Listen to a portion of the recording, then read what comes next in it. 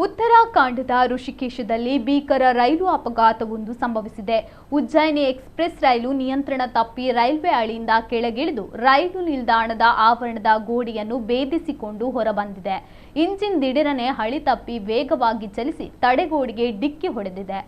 ಡಿಕ್ಕಿಯ ರಭಸಕ್ಕೆ ಗೋಡೆ ಸಂಪೂರ್ಣವಾಗಿ ಪುಡಿಯಾಗಿದ್ದು ಇಂಜಿನ್ ಹಳಿಯಿಂದ ದೂರಕ್ಕೆ ಬಂದು ನಿಂತಿದೆ. ರೈಲಿನ ಬ್ರೇಕ್ ಸಿಸ್ಟಂನಲ್ಲಿ ಉಂಟಾದ ತಾಂತ್ರಿಕ ದೋಷವೇ ಈ ಅಪಘಾತಕ್ಕೆ ಪ್ರಮುಖ ಕಾರಣ ಎಂದು ಹೇಳಲಾಗುತ್ತಿದೆ.